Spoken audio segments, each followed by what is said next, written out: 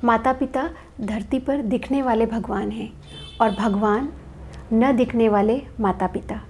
Hello दोस्तों, मैं हूँ रत्ना। चलो आज कुछ अच्छा समझते हैं।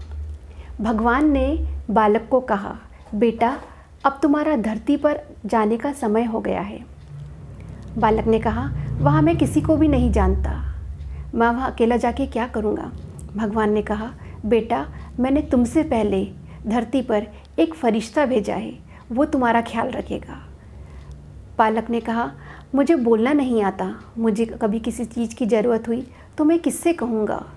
भगवान ने कहा, बेटा वो फरिश्ता वो तुम्हारा चेहरा देखकर समझ जाएगा कब तुम्हें भूख लगी है, कब तुम्हें प्यास लगी है। बालक ने फिर कहा, भगवान अगर मुझे वहाँ कोई समस्या आई, कोई रुकावट आई तो मैं किससे कहूँगा। भगवान ने कहा, बेटा उस फरिश्ते से, वो फरिश्ता तुम्हारे लिए सब कुछ करेगा, बस उसके कहे में रहना, वो तुम्हारी हर समस्या, हर रुकावट को दूर कर देगा। बालक ने कहा, भगवान अगर मुझे वहाँ डर भय लगा, अगर मेरी जान पर बनाई तो मैं किससे कहूँगा, मेरी वहाँ कौन रक्षा करेगा।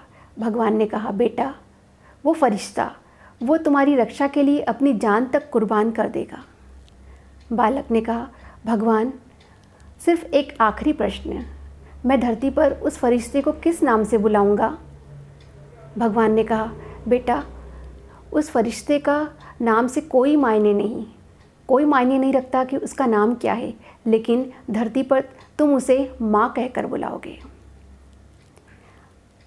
माँ वो भगवान का स्वरूप है जो धरती पर हमें भगवान के रूप में साक्षात मिलता है।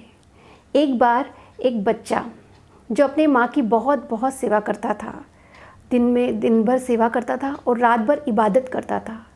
वो बालक अपने माँ से बहुत ज़्यादा प्यार करता था। उसकी माँ बहुत बुज़ुर्ग थी, बीमार थी, उसके पिता भी नहीं थे। उस बालक ने अपनी माँ से कहा कि माँ मुझे हज जाने की इच्छा है, हज करने की इच्छा है, क्या मैं हज करने चला जाऊँ।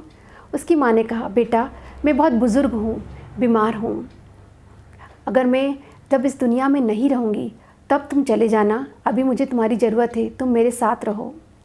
उस बालक ने कहा, ठीक है माँ। लेकिन कुछ महीनों बाद उस बालक ने फिर अपनी माँ से वही प्रश्न किया, माँ क्या मैं हज पर चला जाऊँ।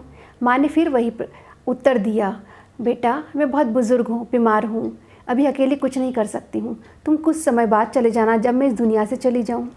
जब 2-3 बार पूछने पर माँ ने हर बार यही जवाब दिया तो उस बालक ने इच्छा कर ली कि अब मुझे हज पर जाना ही है, चाहे माँ हाँ कहे या ना कहे। वो बालक रात को बिना बोले, अपनी माँ को बिना बताए हज के लिए निकल गया। वो हज के लिए निकला, रास्ते में उसे नमाज का समय हुआ और उसे एक मस्जिद दिखी। वो वहीं पर मुँह हाथ धोकर सजदा करने के लिए बैठ गया, इबादत के लिए। जब वो इबादत करने बैठ गया तो वहाँ पर अचानक एक चोर घुसा और उस चोर ने उस बच्चे के बैग में अपना चोरी का सामान डाल दिया और वो भी इबादत करने के लिए बैठ गया। जब वहाँ पता चला कि अंदर एक चोर घुसा है, पीछे कुछ लोग दौड़ते हुए आए, तो सभी का सामान चेक हुआ। उस बच्चे के बैग के अंदर चोरी का सामान निकला।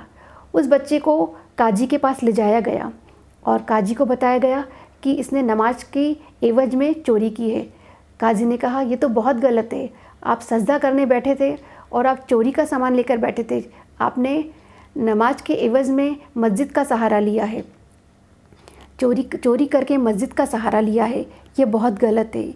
इस बच्चे के दोनों हाथ और दोनों पैर काट दिए जाए।